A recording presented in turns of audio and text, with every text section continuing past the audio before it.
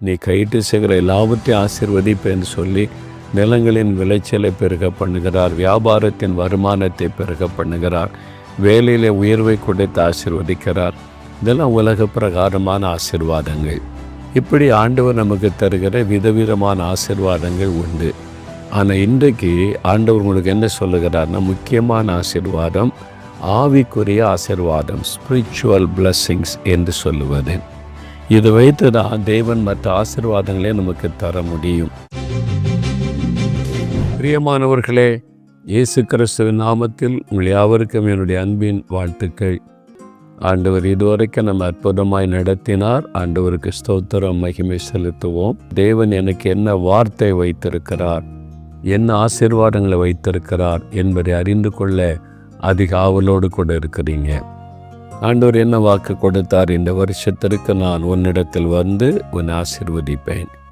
அவர் ஆசீர்வதிக்க விருப்பமுள்ள ஒரு தேவன், ஆசீர்வதிப்பதற்கு அவர் வல்லமையுள்ள ஒரு தேவன். அவரால் கொடுக்க முடியாத ஆசீர்வாதம் ஒன்றும் இல்லை. அவர் தன் ஜனங்களை ஆசீர்வதித்து பெருக பண்ண விரும்புகிறார். அதனால் உங்களையும் கர்த்தர் கட்டாயம் ஆசீர்வதிப்பார். அவருடைய ஆசீர்வாதங்களிலே ஏராளமான விதவிதமான ஆசீர்வாதங்கள் உண்டு. ஆனால் இன்றைக்கு ஆண்டவர் உங்களுக்கு ஒரு வாக்கு கொடுக்கிறார். ஒரு ஆசீர்வாதத்தை குறித்து உங்களுக்கு வாக்கு கொடுத்து ஆசீர்வதிக்க விரும்புகிறார். எபேசியர் 1:3 அது சொல்லப்படுகிறாரு. அவர் கிறிஸ்துவுக்குள் உன்னதங்களிலே ஆவிக்குரிய சகல ஆசீர்வாதத்தினாலும் நம்மை ஆசீர்வதித்திருக்கிறார். ஆண்டவர் கொடுக்கிற ஆசீர்வாதத்தில் ஒன்று ஆவிக்குரிய ஆசீர்வாதங்கள். பலவிதமான ஆசீர்வாதங்களை பார்க்குறோம்ல. அதாவது நோயற்ற வாழ்வே குறையற்ற செல்வன்னு சொல்லுவாங்க. வியாதியெல்லாம் நீக்கிட்டு ஒரு ஆரோக்கியமான ஒரு வாழ்வுன்னா அது ஒரு ஆசீர்வாதம், தேவன் கொடுக்கிற ஆசீர்வாதம். கடன் பிரச்சனையே இல்லை, நாங்கள் நிம்மதியாக வாழ்கிறோன்னு சொன்னால் பொருளாதாரத்தில் ஒரு ஆசீர்வாதம் இருக்கிறது. கர்த்தர் உங்களை ஆசீர்வதித்து வருகிறார். ஆண்டவர் பிள்ளைகளையும் காண செய்திருக்கிறார். ஒரு குறைவும் இல்லைன்னு சொன்னால் சந்ததியின் ஆசீர்வாதம். ஆண்டவர் உங்களுடைய சந்ததியை பெருக பண்ணி இருக்கிறார். நீ கையிட்டு செய்கிற எல்லாவற்றையும் ஆசீர்வதிப்பேன்னு சொல்லி நிலங்களின் விளைச்சலை பெருக பண்ணுகிறார். வியாபாரத்தின் வருமானத்தை பெருக பண்ணுகிறார். வேலையிலே உயர்வை கொடுத்து ஆசீர்வதிக்கிறார். இதெல்லாம் உலக பிரகாரமான ஆசீர்வாதங்கள். இப்படி ஆண்டவர் நமக்கு தருகிற விதவிதமான ஆசீர்வாதங்கள் உண்டு. ஆனால் இன்றைக்கு ஆண்டவர் உங்களுக்கு என்ன சொல்லுகிறார்னா, முக்கியமான ஆசீர்வாதம் ஆவிக்குரிய ஆசீர்வாதம், ஸ்பிரிச்சுவல் பிளஸ்ஸிங்ஸ் என்று சொல்லுவது. இதை வைத்து தான் தேவன் மற்ற ஆசீர்வாதங்களே நமக்கு தர முடியும். ஆனால் மத்தேயு 6:33 இயேசு சொல்லும்போது, முதலாவது தேவனுடைய ராஜ்யத்தையும் அவருடைய நீதியை தேடுங்கள், அப்பொழுது இந்த ஆசீர்வாதம் எல்லாம் உங்களுக்கு கூட கொடுக்கப்படும். உணவு, உடை, மற்ற காரியெல்லாம் உங்களுக்கு கூட கொடுக்கப்படும். உங்களுடைய முதலிடம் ஆவிக்குரிய ஆசீர்வாதமாக இருக்கணும். தேவனுக்கு அடுத்த காரியத்துக்கு முதலிடம் கொடுக்கணும் என்று சொல்வதை பார்க்கிறோம்.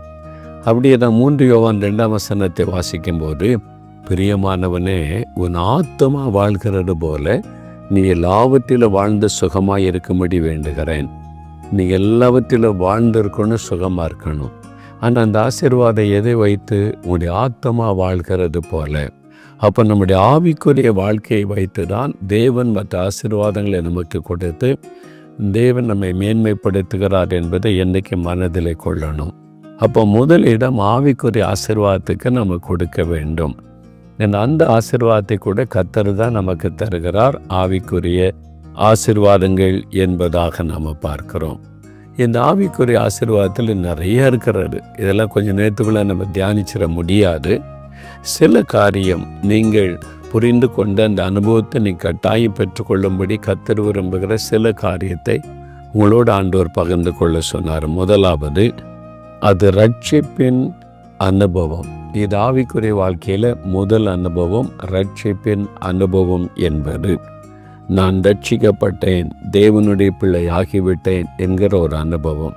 அப்போஸ்தலர் நடபடிகள் 2:47 வாசிக்கும்போது, ரட்சிக்கப்படுகிறவர்களை கர்த்தர் அனுதினமும் சபையிலே சேர்த்து கொண்டு வந்தார் என்று வேதத்தில் வாசிக்கிறோம்.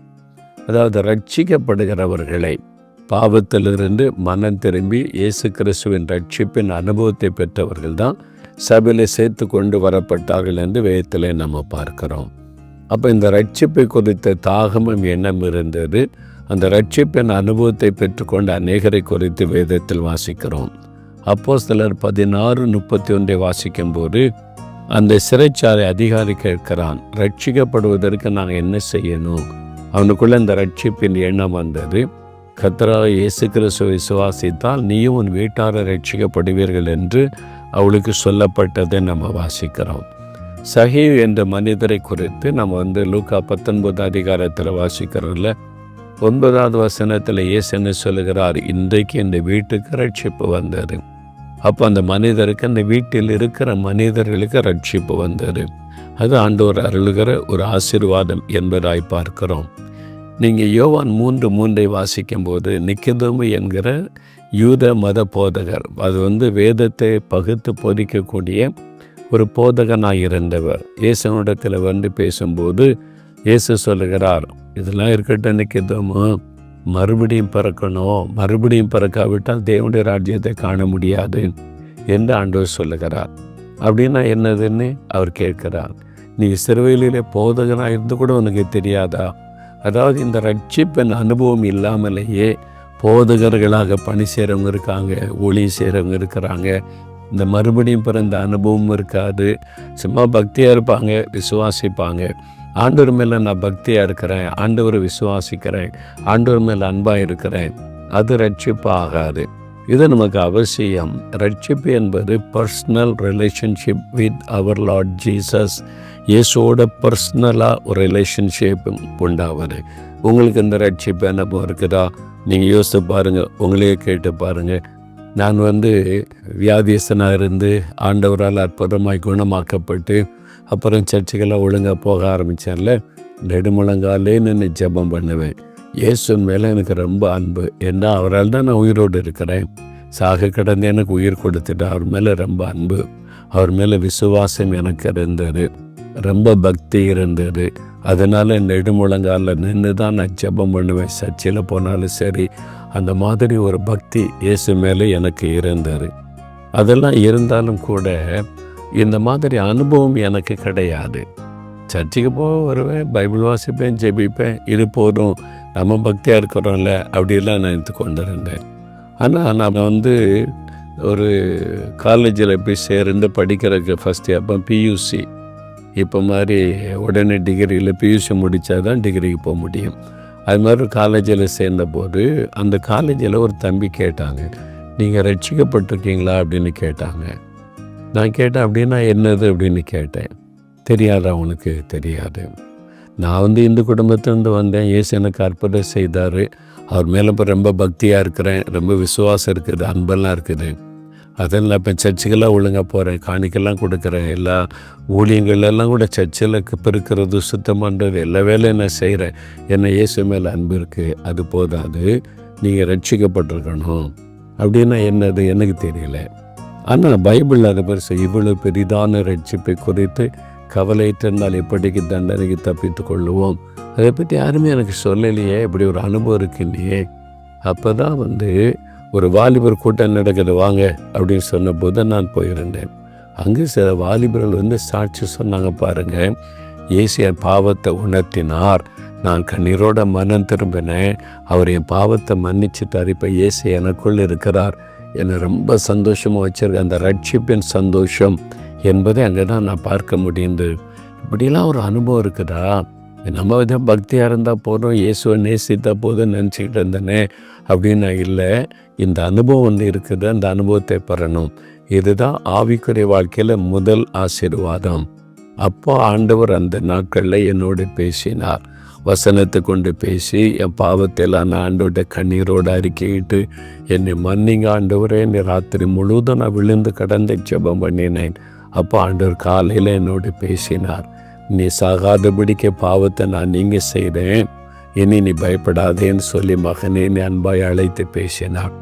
இதை குறித்து தான் யோவான் 1:12 சொல்லப்பட்டிருக்கிறது. இயேசு கிறிஸ்துவின் நாமத்தின் மேல் விசுவாசம் உள்ளவர்களாய் அவரை ஏற்றுக்கொண்டவர்கள் எத்தனை பேர்களோ அத்தனை பேரும் தேவனுடைய பிள்ளைகளாகும்படி அதிகாரம் கொடுத்தார். அப்போ தேவனுடைய பிள்ளை என்கிற அதிகாரத்தை பெற்றுக்கொள்வது, இதுதான் ஆவிக்குரிய வாழ்க்கையில் முதல் அனுபவம். பாவத்தை விட்ட மனம் திரும்பி இயேசுவை உள்ளத்தில் ஏற்றுக்கொள்ளுவது. இயேசுவை விசுவாசித்தால் மட்டும் போதாது, விசுவாசித்து அவரை ஏற்றுக்கொண்டவர்கள் தான் தேவனுடைய பிள்ளைகள். அவரை உள்ளத்தில் ஏற்றுக்கொள்வது தான் ரட்சிப்பின் அனுபவம். அப்போ இயேசு கிறிஸ்துவின் நம்முடைய இருதயத்தை கழுவி சுத்திகரிக்கும். நமக்கும் ஆண்டோருக்குள்ள ஒரு ஐக்கியத்துக்கு தடையாக இருந்த பாவங்கள் எல்லாம் அவருடைய இரத்தத்தினாலே நீக்கப்பட்டு நாம் தேவனோடு ஐக்கியப்பட்டு அவர் அப்பா என்று கூப்பிடுகிற உரிமையை பெற்றுக்கொள்ளுகிறோம். இதுதான் ஆவிக்குரிய வாழ்க்கையில் முதல் அனுபவம். நீங்கள் பெற்றிருக்கிறீங்களா? பக்தியே சர்ச்சுக்கு போகலாம், வரலாம், இயேசு மேல் அன்பாக இருக்கலாம், விசுவாசமாக இருக்கலாம். அதல்ல, அதையும் தாண்டி இயேசுவை உங்களுடைய உள்ளத்தில் ஏற்றுக்கொண்ட ஒரு அனுபவம். அவர் என்னுடைய இரட்சகர், எனக்குள் வாசம் பண்ணுகிறார், என்னோடு இருக்கிறார், எனக்குள் வந்து விட்டார், அவருடைய இரத்தத்தினால் கழுவப்பட்டு இருக்கிறேன் அப்படின்னு சொல்லுகிற அனுபவம் உங்களுக்கு இருக்குதா? இந்த அனுபவத்தை கட்டாயம் பெற்றுக்கொள்ளணும். இந்த அனுபவம் நீங்கள் பெற்றிருந்த ஆண்டவரை ஸ்தோத்திரம் பண்ணுங்க. இந்த ரட்சிப்பின் அனுபவம், ஆவிக்குரிய அனுபவம் தந்ததற்காக ஸ்தோத்திரம் பண்ணுங்க. அப்படி இல்லாதவங்களை இன்றைக்கு நீங்கள் ரட்சிப்புக்கு உங்களை ஒப்பு கொடுத்து இயேசு உள்ளத்தில் ஏற்றுக்கொள்ளுங்க. சரி, ரெண்டாவது ஒரு ஆவிக்குரிய ஆசீர்வாதம் என்ன அப்படின்னு நீங்கள் பார்த்தீங்கன்னா, எபேசியர் 5:18 பரிசுத்த ஆவியினால் நிறைந்திருங்கள் என்று வேதம் சொல்லுகிறாரு. பரிசுத்த ஆவியினால் நிறைந்திருங்கள், அதாவது பரிசுத்த ஆவியினுடைய நிறைவு. இது ஒரு ஆவிக்குரிய அடுத்த ஆசீர்வாதம். ரட்சிப்பு தான் முதல் ஆசீர்வாதம். அதோடு நின்று விடாது, ஆவிக்குரிய ஆசீர்வாதம் தொடர்ந்து கொண்டே இருக்கும். பரிசுத்த ஆவியின் நிறைவை நாம் பெற்றுக்கொள்ளுவது. அதை நம்ம ரட்சிக்கப்படும் போது பிதாக்குமார் பரிசுத்த ஆவியினர் நமக்குள் வந்துடுறாருல அப்படின்னு சிலர் நினைப்பாங்க. அதை ரட்சிக்கப்படும் போது நம்ம முத்திரை போடப்படுகிறோம் ஆவியினாலே. எபேசியர் 1:13 நீங்கள் வாசித்தால், என் விசுவாசிகள் ஆன போது நீங்கள் பரிசுத்த ஆவியினாலே முத்திரை போடப்பட்டீர்கள் அப்படிதான் வேதம் சொல்லுது. நம்ம விசுவாசித்து இயேசு உள்ளத்தில் ஏற்றுக்கொள்ளும் போது, நம்ம ரட்சிக்கப்படும் போது இவங்க ரட்சிக்கப்பட்ட தேவனுடைய பிள்ளை என்று ஆவியானவரால் முத்திரை போடப்படுது. It is the seal of the Holy Spirit. அது போதாது, அடுத்த ஆண்டு சொல்லுங்க, பரிசுத்தாவினால் நிரப்பப்படணும். The filling of the Holy Spirit, பரிசுத்தாவினால் நிறைந்திருப்பது.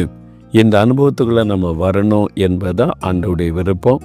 இது ஆண்டவர் நமக்கு தந்திருக்கிற ஒரு பெரிய ஆவிக்குரிய ஆசீர்வாதம். அப்போஸ்தலர் நடபடிகள் 1 நீங்கள் வாசிக்கும்போது ஆண்டவரே சொல்றாரு பாருங்க, 4 நீ இன்னும் சில நாளைக்குள்ளே பரிசுத்தாவினாலே ஞானஸ்நானம் பெற்றுக்கொள்ளுவீங்க. அதாவது baptism of the Holy Spirit. பேப்டிசம்னாலே மூழ்கி எழுங்குவதுன்னு அர்த்தம். பரிசுத்தாவிக்குள்ளே நீங்கள் மூழ்க போகிறீங்க.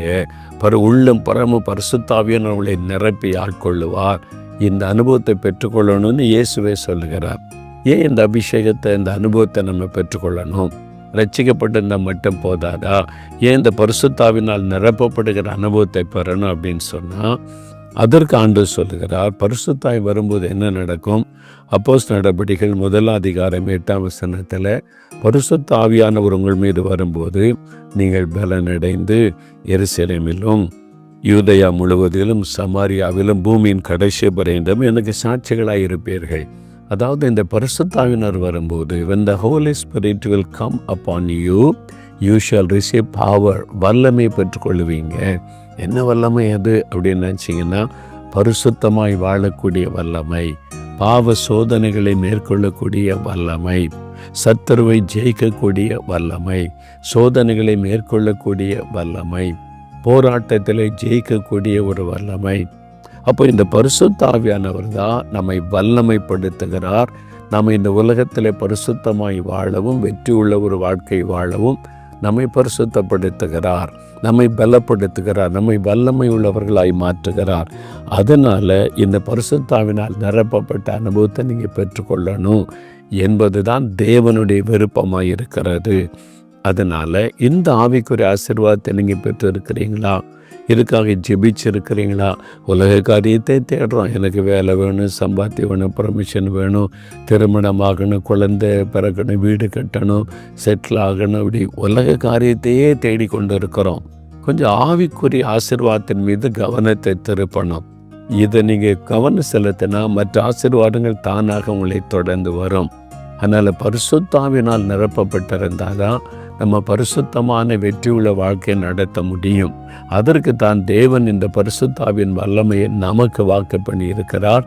ஏராளமான பேர் அதை பெற்றுக்கொண்டு தான் சாட்சியாக வாழ்ந்தாங்க. வேறு புஸ்தகத்திலும் பார்க்கிறோம், இன்றைக்கு நடைமுறையிலையும் நம்ம பார்க்கிறோம். ஒரு சகோதரர் ஒரு சமயம் சொன்னார், வாலிப தம்பி ஆண்டவர் அவரோடு பேசினதுனால பாவத்தை விட்ட மனம் திரும்பி தன் ஆண்டவருக்கு ஒப்பு கொடுத்தார், ரட்சிக்கப்பட்டுட்டார். இப்போ ரட்சிப்பின் சந்தோஷம் வந்து விட்டார். இப்போ ஊராக போய் சாட்சியெல்லாம் சொன்னார். கூட்டங்களில் போய் மறு பாவத்தில் இருந்தேன், இயேசு என் பாவத்தை உணர்த்தி நான் மனம் திரும்பி ரட்சிக்கப்பட்டுட்டேன், இப்போ இயேசு என்னோடு இருக்கிறார், அவருடைய பிள்ளையாக இருக்கிறேன்னு சாட்சியெல்லாம் சொன்னார். இப்படி பல இடத்துல சாட்சி சொல்லிட்டார். இப்போது பழைய பாவம் ஒரு மேற்கொள்ள ஆரம்பித்தார், அவரை பின்னுக்கு இழுக்க ஆரம்பித்தார். சில சமயத்தில் வீழ்ச்சி உண்டானது. அதுக்காகவே பரிசுத்தம் ஆண்டவரே பரிசுத்தம் தாருன்னு ஜெபம் பண்ணுவார். அதுக்காகவே முழங்கால நிற்பார், எல்லாம் செஞ்சு பார்த்தார். பைபிள் எடுத்து வாசிப்பார், ஜெபம் பண்ணுவார். பரிசுத்தமாக வாழ முடியலையே, அடிக்கடி வீழ்ச்சி ஏற்படுது, அடிக்கடி அந்த பாவத்தில் விழுந்து போகிறேனே, மறுபடியும் ஜெபிக்கிறேன், மறுபடியும் விழுந்து போகிறேன், மறுபடியும் ஜெபிக்கிறேன், மறுபடியும் விழுந்து போகிறேன் அப்படின்னு சொல்லி ரொம்ப சோர்ந்து போய் இது யார்கிட்ட சொல்கிறதுக்கு வைக்கும். என்னை மேடமேடன்னு சாட்சி சொல்லிட்டேன், இயேசு என் பாவத்தை மன்னிச்சிட்டார், விடுதலை பெற்றது, இயேசு கூட இருக்கிறார். நீ இப்போது பாவத்தில் விழுந்து போனால் இயேசுக்கு எவ்வளோ பெரிய அவமானம் சொன்ன சாட்சி என்ன ஆகிறது? அவருக்குள்ள பயம் வந்தார். அதனால் என்ன பண்ணார் பாருங்க, இப்போ நம்ம உலகத்தில் பரிசுத்தமாக வாழ முடியாது. நம்ம ஒரு வாலிப பையனாக இருக்கோம், வயசானவங்க வேணும் அப்படி வாழலாம், வாலிபர்கள் பரிசுத்தமாக வாழ முடியாது. அதனால் ஆண்டவருக்கு ஒரு இழுக்கு வந்துடக்கூடாது. அதனால் ஆண்டவரை என்னை எடுத்துக்கொள்ளுங்க, என்னை ஒப்பு கொடுக்குறேன், என்னை பரிசுத்தப்படுத்தி எடுத்துக்கொள்ளுங்க. அப்படி ஜீவிக்க ஆரம்பிச்சிட்டாரு பாருங்கள். அவருக்குள்ள பரிசுத்தத்து குறித்த தாகம் இருந்துச்சு, வாஞ்சி இருந்துச்சு. ஆண்டோட நம்ம தூஷிக்கப்பட்டக்கூடாதுன்னு சொல்லி என்னை பரிசுத்தப்படுத்தி எடுத்துக்கொள்ளுங்க. இந்த உலகத்தில் பரிசுத்தமாக வாழ்றது கஷ்டம், முடியாது அப்படின்னு சொல்லி அப்படி ஜெபிக்க ஆரம்பிச்சிட்டாரு. சரி, என்ன நடந்தது அப்படின்னு கேட்டேன். அந்த ஜெபத்துக்கு ஆண்டவர் என்ன பதில் கொடுத்தாரு? அப்போ ஆண்டவர் என்ன பதில் கொடுத்தாருன்னா, ஒரு நாள் அப்படி நான் ஜெபிச்சுக்கிட்டே இருந்தேன்னா பரிசுத்த ஆவி என் மீது ஊற்றப்பட்டார். ஆவியானவர் என்னை நிரப்பினார். அவர் நிரப்பி நான் அந்நிய பாஷைகளை பேசி தேவனை துதிக்க ஆரம்பித்தேன். ஏதோ எனக்குள்ளே நடக்கிறதுன்னு ஒரு பெரிய சந்தோஷம், களிகூறுதல், மகிழ்ச்சி வருது. இது என்னது ஆண்டவரேன்னு கேட்டேன். நீ பரிசுத்தமாக தானே வாழணும், ஒரு நாள் இந்த உலகத்தில் பரிசுத்தமாக வாழ முடியலன்னு சொல்லி தானே கஷ்டப்பட்டு நான் பரலோகத்து வந்துடுறேன், எடுத்துக்கொள்ளுங்க ஜெபம் பண்ணேன். ஆமாம் ஆண்டவரே, பரிசுத்த ஆவியானவரால் நீ நிரப்பப்பட்டு விட்டால் இதே உலகத்தில் இத்தனை சோதனை பாடுகள் மத்தியில் உன்னால் பரிசுத்தமாக வாழ முடியும். அந்த பலனை தருகிற ஒரு ஆவியானவர், அந்த வல்லமை உனக்கு நான் தந்திருக்கிறேன், நீ அதை காத்துக்கொள், இனிமேல் நீ பரிசுத்தமாக வாழ முடியும் அப்படின்னு ஆண்டவர் விளக்கம் கொடுத்த உடனே அவருக்கு பெரிய சந்தோஷம். அந்த சகோதரர் சொன்னார், என்னை ஆவியானவரை என்னை நிரப்பாமல் இருந்திருந்தா அவ்வளோதான், நான் செத்தே போயிருப்பேன் நான் என்பதாய் சொன்னார். அப்போது பரிசுத்தாவினால் நிரப்பப்பட்டு பரிசுத்த வாழ்க்கையிலே வழிநடத்த இந்த அபிஷேகம் நமக்கு தேவை. பரிசுத்தாவின் நிறைவு நமக்கு தேவை. தேவன் கரத்திலுக்கு ஒரு பெரிய வெளியேறப்பட்ட ஒரு ஆசீர்வாதம். இந்த ஆசீர்வாதத்தை பெற்றிருக்கிறீங்களா? நீங்கள் நாவினால் நிரப்பப்பட்டு இருக்கிறீங்களா? அந்நிய பாஷையில் தேவனை துதிக்கிறீங்களா? உங்களே கேட்டு பாருங்க. அதாவது இந்த பரிசுத்தாவினால் நிரப்பப்பட்டு நாம் அந்நிய பாஷைகளை பேசி தேவனை துதிக்கும் போது அதனால் என்னங்க பிரயோஜனம்? வேத புஸ்தகத்தில் நீங்கள் 1 கொரிந்தியர் 14ஆம் அதிகாரத்தை நீங்கள் எடுத்தீங்கன்னா அதில் அதை குறித்து தெளிவாய் வாசிக்க முடியும். அதாவது பவுல் தன்னுடைய அனுபவத்திலிருந்து சொல்லுகிறார் பாருங்க. 2ஆம் வசனம், அந்நிய பாஷையில் பேசுகிறவன் ஆவினாலே ரகசியங்களை பேசுகிறான், தேவனோடு பேசுகிறான். பரிசுத்த ஆவியில நிரம்பி அந்நிய பாஷையில பேசும்போது அவன் மனிதனோடு அல்ல, சுற்றிலும் இருக்கிற ஆட்களோடு அல்ல, தேவனோடு பேசுகிறான். Secret between God and him. அவன் தேவனோட ரகசியம் பேசுகிறான். அதனால் என்னங்க பிரயோஜனம் அப்படின்னு நினைக்கிறீங்களா? 4ஆம் வசனத்தில் அந்நிய பாஷையில் பேசுகிறவன் தனக்கே பக்தி விருத்தி உண்டாக பேசுகிறான். ஆவில நிரம்பி அந்நிய பாஷையில் துதிக்க ஜெபிக்க பேச உங்களுடைய பக்தி விருத்தி அடையும், விசுவாசம் விருத்தி அடையும், பரிசுத்தம் விருத்தி அடையும், தேவனோட ஐக்கியம் விருத்தி அடையும். பரிசுத்த ஆவியானவர் தான் உங்களுடைய விசுவாசத்தை, உங்களுடைய வல்லமையை, தேவ கிருபையை பெருக பண்ணுகிறவர். அப்போ பரிசுத்த ஆவியானவருக்கு இடம் கொடுத்த ஆவில நிரம்பி அந்நிய பாஷையில் துதிக்க நீங்கள் புது பலன் அடைவீங்க, புதிய வல்லமையான தினமும் உணருவீங்க. அதை நீங்கள் உங்களுடைய பக்தி உங்களை அறியாமலே விருத்தி ஆவதை உணர்வீங்க. அதுக்கு தான் பரிசுத்த ஆவியானவர் அந்த அந்நிய பாஷை. தேவன் ஒரு பிரயோஜனம் இல்லாத ஒன்றை நமக்கு வாக்கு பண்ணுவாரா, நமக்கு தருவாரா, சபைக்கு தருவாரா? யோசித்து பாருங்க. அப்போ இந்த அந்நிய பாஷை ஆவியில் நிரம்பி ஜெபிக்கிறது ரொம்ப முக்கியம். இந்த 1 கொரிந்தியர் 14 பார்த்தீங்கன்னா பரிசுத்த ஆவியில் நிரம்பி அந்நிய பாஷையில பேசுகிற அனுபவம், அந்நிய பாஷையில ஜெபிக்கிற அனுபவம், அந்நிய பாஷையில தேவனை துதிக்கிற அனுபவம், அந்நிய பாஷையில பாடல் பாடுகிற அனுபவம், அந்நிய பாஷை பேசி தீர்க்கதரிசனம் சொல்லுகிற அனுபவம், இதெல்லாம் சொல்லப்பட்டிருக்கிறாரு. அப்போ பரிசுத்த ஆவியினாலே நிறைந்து அந்நிய பாஷையில தேவனை துதித்து அந்நிய பாஷையில தேவனோடு பேசி அதில் எவ்வளோ அனுபவம் இருக்குது தெரியுமா? அது தேவனோடு நம்ம நெருங்கி சேர்க்கும். அதனால தான் ஆண்டவர் சொல்லுகிறார், இந்த அனுபவத்தை நீங்கள் பெற்றுக்கொள்ளணும். உலக காரியத்துக்கு எவ்வளோ ஜெபிக்கிறீங்க. வீடு வேணும், வேலை வேணும், சம்பாத்தியம் வேணும், இந்த பொருளாதார ஆசீர்வாதம் வேணும், பிள்ளைகளுக்கு படிப்பு வேணும், இந்த உலக ஆசீர்வாதத்துக்கு எவ்வளோ ஜெபிக்கிறீங்க. இந்த ஆவிக்குரிய காரியத்துக்கு நீங்கள் தாகத்தோடு ஜெபிக்கிறீங்களா? யோசித்து பாருங்கள். அப்போ இந்த அபிஷேகம் எனக்கு வேணும், ஆவினால் நிரப்பப்படணும் அப்படின்னு கேட்கணும். 3வது இன்னொரு ஆசீர்வாதம் இருக்குது. ஆவிக்குரிய ஆசீர்வாதத்தில் நம்ம ரட்சிக்கப்பட்டு பரிசுத்தாவினால் நிரப்பப்பட்டு நெக்ஸ்ட்டு இன்னொரு ஆசீர்வாதம் இருக்கிற என்னென்னா அது பரிசுத்தாவியின் வரங்கள். நீங்கள் ரோமர் 1:10 பவுல் அப்போஸ்தலன் விசுவாசிகளுக்கு சொல்லும்போது ரோமாபுரியில் இருக்கிற விசுவாசிகளுக்கு என்ன சொல்கிறாருன்னா, நீங்கள் ஸ்திரப்படுவதற்காக ஆவிக்குரிய வரங்களை உங்களுக்கு கொடுக்கும்படிக்கு உங்களுக்காக வேண்டுதல் செய்கிறேன். சில வரங்கள், ஒரு வரம் இல்லை, சில வரங்கள். அப்போ ஸ்திரப்படும்படிக்குன்னா நீங்கள் சோதனை, போராட்டம், நெருக்கம், பிரச்சனையில் ஸ்திரமாக ஆண்டவருக்காக நிற்பதற்கு. எத்தனையோ போராட்டம் வருதில்ல, சோதனை வருது, நெருக்கம் வருதில்ல, சோர்ந்து போயிட்டுன்றோம், ஜெபிக்க முடியலன்றோம், அதனால் ஆண்டவரை பின்பற்ற முடியலன்றோம், பல போராட்டம் சொல்கிறோம். இதுக்கு மத்தியில் எப்படி ஸ்திரமாக நிற்பது? இயேசு தான் ஆண்டவர், இயேசுக்காக தான் வாழ்வேன், அவர் என்னோடு இருக்கிறார் என்று எப்படி உறுதியாக நிற்கிறது? அது ஒரு பலன் தேவை. ஆவியானவர் நம்மை பலப்படுத்தினாலும் பவுல் இன்னொரு காரியம் சொல்லுகிறார், நீங்கள் ஸ்திரப்படுவதற்கு ஆவிக்குரிய சில வரங்களை உங்களுக்கு கொடுக்கும்படி நான் வேண்டுதல் செய்கிறேன். அப்போ நம்ம ஆண்டவருக்குள்ள ஸ்திரமாக இருக்க, ஸ்டெடியாக முன்னேறி செல்ல இந்த வரங்கள் அவசியம். இந்த வரங்கள் ஆண்டவர் வைத்திருக்கிற ஒரு பெரிய ஆவிக்குரிய ஆசீர்வாதம். இந்த வரங்களை குறித்து நீங்கள் பார்த்தீங்கன்னா வேத புஸ்தகத்தில் 1 கொரிந்தியர் 14:1 வரங்களை முதல்ல விரும்பணுமா அன்று சொல்கிறாரு. விரும்புங்கள், ஞான வரங்களை விரும்புங்கள் என்று வேதம் சொல்லுகிறாரு. இந்த வரங்களை நம்ம விரும்பணும். பொதுவாக இந்த வரம்னாலே அது முழு நேர ஊழியக்காரங்களுக்கு, அது பாஸ்டருக்கு, இந்த ஊழியக்காரருக்கு, அந்த ஊழியக்காரருக்கு ஒதுக்கிடுறோம். ஆனால் விசுவாசிகளுக்கு உரியது. ரட்சிக்கப்பட்ட ஒவ்வொருவருக்கும் ஆண்டவர் இந்த வரத்தை அருளி ஆசீர்வதிக்க விரும்புகிறார். ஒவ்வொருவரும் இந்த வரத்தினால் நிரப்ப விரும்புகிறார். நீங்கள் ஒரு பேங்கில் வேலை செய்யலாம், ஐடிகேமில் வேலை செய்யலாம், காவல்துறையில் பணி செய்யலாம், ஒரு ஊழிய ஸ்தாபனத்தில் வேலை செய்யலாம், நீங்கள் ஒரு குடும்பஸ்தரியாக குடும்பத்தை கட்டி எழுப்பி கொண்டிருக்கலாம். என்ன செய்தாலும் உங்களுக்கும் இந்த வரம் தேவை. உங்களுக்கும் இந்த வரம் வாக்குத்தத்தம் பண்ணப்பட்டிருக்கிறத இந்த முதலாவது விசுவாசிங்க. ஆண்டவர் இந்த வரங்களை உங்களுக்காக தான் வச்சிருக்கிறார். அப்போ முதல்ல அதை பெற்றுக்கொள்ளணுமானா முதல்ல அதை விரும்பணும். வரங்களை நீங்கள் விரும்பணும், அதை எனக்கு வேணும்னு விரும்பணும். 2வது அறிந்து கொள்ளணும். 1 கொரிந்தியர் 12:1 சொல்லப்படுகிறது, அந்த ஆவிக்குரிய வரங்களை குறித்து நீங்கள் அறியாதிருக்க மனதில்லை அப்படின்னு சொல்லி 1 கொரிந்தியர் 12:8-10 பார்த்தீங்கன்னா ஆவிக்குரிய 9 வரங்கள் சொல்லப்படுகிறதை பார்க்க முடியும்.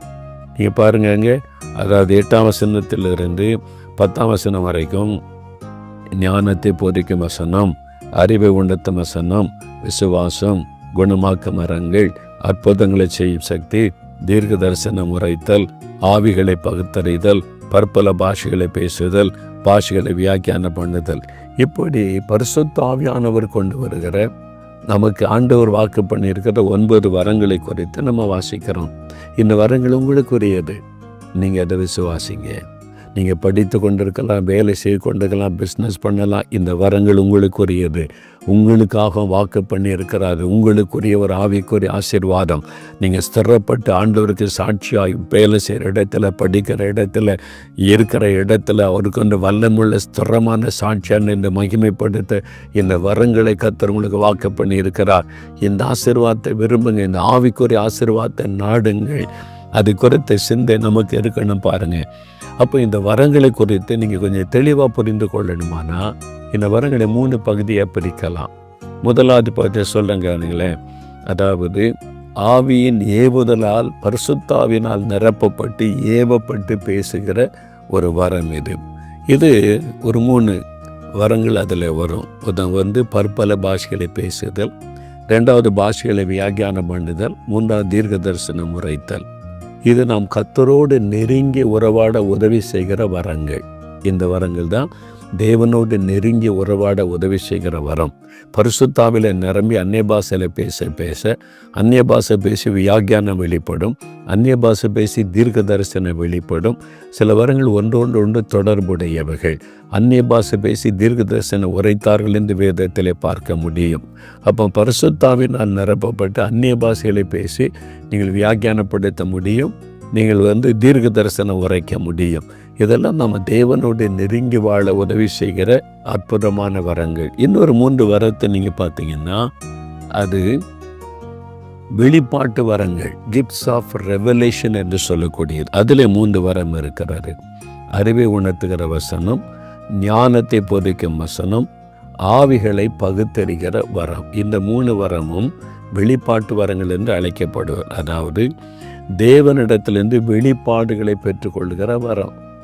அப்போ அறிவை உணர்த்துகிற வசனம், ஞானத்தை போதிக்கிற வசனம் எல்லாம் தேவனுடைய இருதயத்தில் என்ன இருக்கிறது என்பதை நம்ம அறிந்து கொள்ள செய்யும்.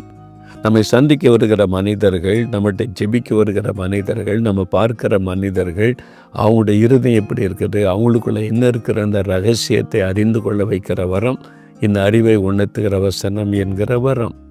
அப்போது தேவனுடைய இருதயத்தில் இருப்பதையே நமக்கு வெளிப்படுத்துவது இந்த வரம். மனுஷனுடைய இருதயத்தில் இருப்பதை வெளிப்படுத்தி காண்பிப்பது இந்த வரம். அதனால இந்த வரம் பாரு. அப்போ ஆவிகளை பகுத்தறிகிற வரம் இது ரொம்ப முக்கியம் இந்த கடைசி காலத்தில். ஏன்னா எங்கே பார்த்தாலும் வஞ்சிக்கிற ஆவிகள், கள்ள தீர்க்கதரிசன ஆவிகள், அந்திகிறிஸ்து ஆவிக்கிரியை செய்கிறது. எல்லோரும் பைபிளை வச்சு தான் பேசுவாங்க, எல்லா வசனம் தான் பேசுவாங்க. ஆனால் அது சரியான ஆவியா அப்படின்னு கண்டுபிடிக்கணுமானா ஆவிகளை பகுத்தறிகிற வரம் அவசியம். அப்போ அந்த பரிசுத்தாவினால் நிறைந்த அந்த வரம் உங்களுக்குள்ளே செயல்பட்டால் ஒரு மனிதர் தீர்க்கதரிசனம் உரைத்தாலும் இயேசுவின் நாமத்தை சொன்னாலும் இது கரெக்டான பரலோகத்திலிருந்து வரக்கூடிய தீர்க்க தரிசனமா, மாம்சத்திலிருந்து வரக்கூடியதா, பிசாசனிடத்திலிருந்து வரக்கூடியதான்னு உடனே உங்களால் புரிந்து கொள்ள முடியும், அறிந்து கொள்ள முடியும். இந்த மாதிரி ஆவிகளை பகுத்தறிகிற வரம் உங்களுக்குள்ளே வந்துவிட்டால் என்ன ஆவி கிரியை செய்கிறது என்பதை நீங்கள் புரிந்து கொள்ள முடியும்.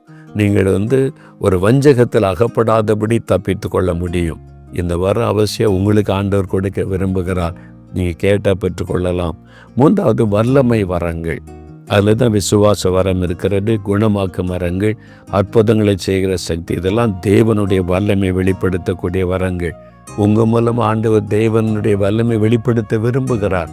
நீங்கள் ஜெபிக்கும் போது வியாதிகள் சுகமாவாங்க, நீங்கள் ஜெபிக்கும் போது பிசாசுகள் ஓடும், நீங்கள் ஜெபிக்கும் போது அற்புதங்கள் நடக்க இந்த வரம் கிரியை செய்யும் போது. அப்போ விசுவாச வரத்திற்கும் குணமளிக்கிற வரத்துக்கும் தொடர்பு இருக்கும். ஏன்னா நீங்கள் விசுவாச வரம் செயல்படும் போது சுகமளிக்கிற வரமும் செயல்பட்டு சுகம் உண்டாகும். விசுவாச வரம் செயல்பட்டால் தான் அற்புதங்களை செய்கிற சக்தி அந்த வரம் செயல்பட்டு அற்புதங்கள் நடக்கும். இந்த 2ம் இணைந்து செயல்படுவதை பார்க்க முடியும். அப்போ இந்த வரங்களை நீங்கள் அறிந்து கொள்ளணும், அதை விரும்பணும், ஜெபிக்கணும். அதற்காக இந்த மாதிரி வரங்களை கர்த்தர் உங்களுக்கு கொடுக்க விரும்பும்போது ஏன் பெற்றுக்கொள்ளக்கூடாது? அந்த உன்னதங்களின் ஆவிக்குரிய ஆசீர்வாதத்தினால் உன்னை ஆசீர்வதிக்க விரும்புகிறேன்னு சொல்கிறார்ல. இந்த அபிஷேகம் உங்களுக்குரியது, வரங்கள் உங்களுக்குரியது. உனக்காகத்தான் மகனே, உனக்காகத்தான் மகளே அன்று சொல்கிறார். ஏன் பெற்றுக்கொள்ளக்கூடாது? பெற்றுக்கொள்ள என்ன செய்யணும் அப்படின்னு கேட்டால், முதலாவது விசுவாசிக்கணும். எனக்கும் இந்த வரம் ஆண்டவர் தருவார், நானும் பெற்றுக்கொள்ள முடியும் அப்படின்னு முதல்ல விசுவாசிங்க. தகுதியே கிடையாதுங்க, நான் பாவிங்க, எனக்கெல்லாம் தரமாட்டாருங்க அப்படின்னு நினைக்கிறீங்களா? எனக்கு தகுதி இல்லைன்னு நினைக்கிறீங்க பார்த்தீங்களா? அதுதான் வரங்களை பெறுவதுக்கு தகுதியே. தகுதியிலேயே நீ உணர்ந்தாலே போதும், கர்த்தர் தம்முடைய அபிஷேகத்தினால் நிரப்பி வல்லமை வரங்கள் உங்கள் மூலமாய் வெளிப்பட கரிய செய்வார். 2வது விரும்பணும். 1 கொரிந்தியர் 14:1 ஞான வரங்களை விரும்புங்கள். அப்போ உங்களுக்குள்ள தாகம் உண்டாகணும். இந்த வரம் எனக்கு வேணும், என்னையும் கர்த்தர் பயன்படுத்தணும், என் கூட ஆண்டவர் இருந்து அவருடைய நாமத்தின் மகத்துவத்தை மற்றவர்கள் அறிந்து கொள்ள செய்யணும்னு நீங்கள் தாகத்தோடு கூட அதை விரும்பணும். 3வது கேட்கணும். வாய் திறந்து எனக்கு இந்த அபிஷேகத்தை தாங்க, எனக்கு இந்த ஆவிக்குரிய நன்மைகளை தாங்க, இந்த வரங்களை தாங்க அப்படின்னு கேட்கணும். லூக்கா 11:13 சொல்லப்படுகிறது. இயேசு சொல்லுகிறார், பொல்லாதவளாகிய நீங்கள் உங்களுடைய பிள்ளைகளுக்கு நல்ல ஈவுகளை கொடுக்க அறிந்திருக்கும் போது பரமபிதா தன்னிடத்தில் வேண்டிக் கொள்ளுகிறவர்களுக்கு பரிசுத்த ஆவியை கொடுப்பது அதிக நிச்சயம் அல்லவா? இப்போ நீங்கள் கேளுங்க, பெற்றுக்கொள்ள முடியும். இப்போ நம்ம ஜெபிக்க போகிறோம். ஆண்டவர் சொல்றாரு, உன்னதங்களின் ஆவிக்குரிய ஆசீர்வாதத்தை நான் உனக்கு தர விரும்புகிறேன். நீங்கள் ரட்சிக்கப்பட்டிருக்கீங்களா? ரட்சிப்பின் அனுபவம் இல்லாட்டா இருதயத்தில் கை வைத்து, இயேசுவே என் பாவத்தை மன்னியும், உங்கள் இரத்தத்தினால் என் இருதயத்தை கழுவும், என் உள்ளத்தில் வாரும், ரட்சிப்பின் சந்தோஷம் இன்றைக்கு எனக்கு வேணும், இந்த அனுபவத்தை தாருன்னு கேளுங்க. சரி, ரட்சிக்கப்பட்டுட்டீங்க, அபிஷேகம் வரலையா? என்னை ரட்சித்தமுடைய பிள்ளை ஆக்கினதற்காய் ஸ்தோத்திரம். பிள்ளைகளுக்கு நீர் தரக்கூடிய ஆசீர்வாதமாகிய அபிஷேகத்தை எனக்கு தாரும்.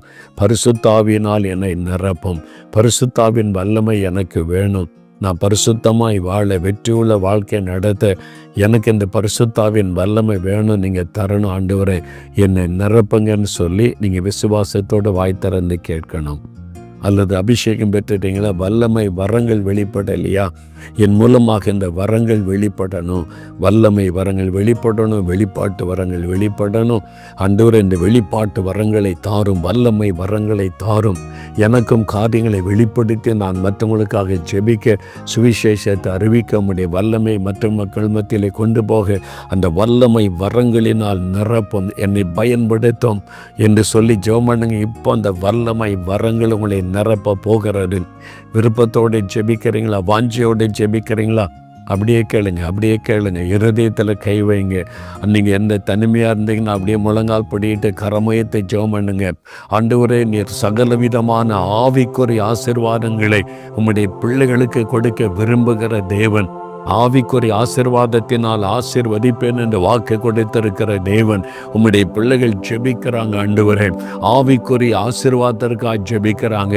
எனக்கு இந்த ரட்சிப்பின் அனுபவம் இல்லையே, இயேசுவே உம்முடைய இரத்தத்தினால் கழுவும், என்னை பரிசுத்தப்படுத்த ரட்சிப்பின் சந்தோஷத்தை தாரும் என்று ஜெபிக்கிற உம்முடைய பிள்ளைகளை உம்முடைய இரத்தத்தினால் கழுவும். உம்முடைய ரட்சிப்பின் வல்லமை இறங்கட்டும். உம்முடைய இரத்தம் பரிசுத்தப்படுத்தி மெய்யான ரட்சிப்பின் சந்தோஷத்தை உள்ளத்திலே தாரும். இயேசுவே, என் உள்ளத்தில் வாரும், எனக்குள்ளே தங்கிரும் என்று ஜெபிக்கிறேன். ஒவ்வொருடைய இருதயமும் ரட்சிப்பின் மகிழ்ச்சி சந்தோஷத்தினால் நிரப்பப்படட்டும். நீர் கூட இருந்து வழி நடத்தும். ஆண்டவரே, பரிசுத்த ஆவியின் வல்லமை எனக்கு வேண்டும், அபிஷேகம் எனக்கு வேண்டும்.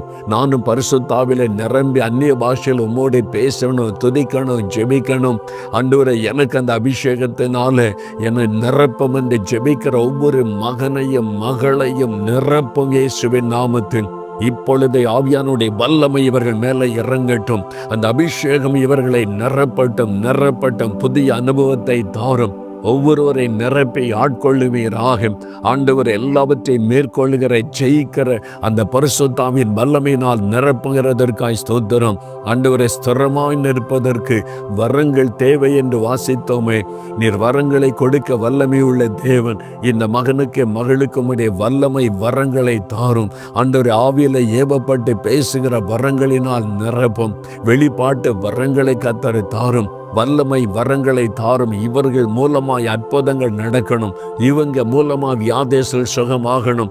இவர்கள் மூலமாய் உம்முடைய பிசாசின் கட்டுகள் அறுக்கப்படணும். அதற்கு உம்முடைய வல்லமையினாலும் வரங்களினாலும் நிரப்பும். ஆண்டவரே, இந்த மகனை நிரப்பும், இந்த மகளை நிரப்பும். அக்னி அவர்கள் மேல இறங்கட்டும். இன்று முதல் அவருடைய ஜெபம் வல்லமை உள்ளதாய் மாறட்டும். இன்று முதல் அவர் போகிற இடமெல்லாம் வல்லமை வெளிப்படட்டும். அசுத்த ஆவிகள் நடுங்கட்டும். வியாதேசர்கள் சுகமடையட்டும். அற்புத அடையாளங்கள் நடக்கட்டும். ஒவ்வொருவரை நிரப்பி ஆட்கொள்ளுவீராக. இந்த ஆவிக்குரிய ஆசீர்வாதத்தை தந்ததற்காய் ஸ்தோத்திரம். நாங்கள் இன்னும் ஆவிக்குரிய வாழ்க்கையில வளர, உம்மோடு நெருங்கி வாழ, உம்மோடு நடக்கிற உன்னதமான அனுபவங்களை எல்லாம் பிள்ளைகளுக்கு தாரும். சகலவிதமான ஆவிக்குரிய ஆசீர்வாதத்தை அருளி செய்து நடத்தும். முதலாவது தேவனுடைய ராஜ்யத்தை, உடைய நீதியை தேடுங்கள், எல்லாம் கொடுக்கப்படும் என்று சொன்னேன். இந்த ஆவிக்குரிய ஆசீர்வாதத்தை உடைய பிள்ளைகள் தேடி பெற்றுக்கொண்டபடியால் மற்ற சகல ஆசீர்வாதமும் உம்முடைய பிள்ளைகளுடைய வாழ்க்கையை தொடர்ந்து வருகிறதற்காய் ஸ்தோத்திரம். எந்த குறைவும் இல்லாதபடி நிறைவான ஆசீர்வாதத்தோடு நடத்துகிறதற்காய் ஸ்தோத்திரம், ஸ்தோத்திரம், ஸ்தோத்திரம். இயேசு கிறிஸ்துவின் நாமத்தில் ஜெபிக்கிறோம் பிதாவே. ஆமேன், ஆமேன். பிரியமானவர்களே, ஆண்டவர் உங்களோடு தெளிவாக பேசியிருக்கிறார். உன்னதங்களின் ஆவிக்குரிய ஆசீர்வாதம் ஆண்டவர் நமக்கு தர விரும்புகிற ஆசீர்வாதம். நீங்கள் நிறைய பேர் பெற்றுக்கொண்டீங்க, நிறைய பேர் ரட்சிக்கப்பட்டீங்க, அபிஷேகம் பெற்றீங்க. இதை பற்றி ஒரு தெளிவு உங்களுக்கு தெரியணுமானா எங்களோட தொடர்பு கொள்ளுங்க.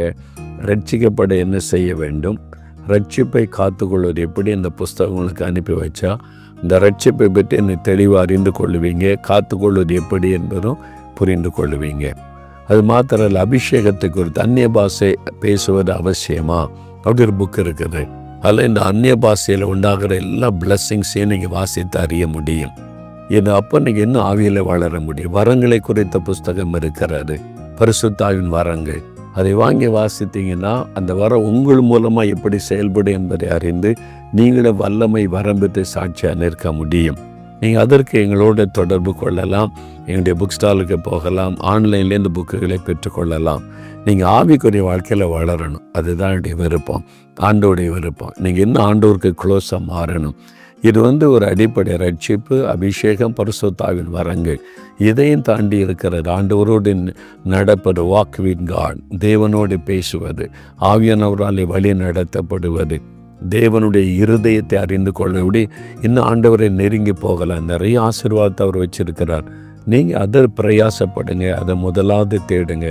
மற்ற உலக காரியெல்லாம் உங்களை பின்பற்றி வரும், தானாக உங்களுடைய வாழ்க்கையில் நடக்கும். அதை பார்ப்பீங்க. கர்த்தருடைய ஆசீர்வாதம் உங்களோடு இருப்பதாக. ஆமேன்.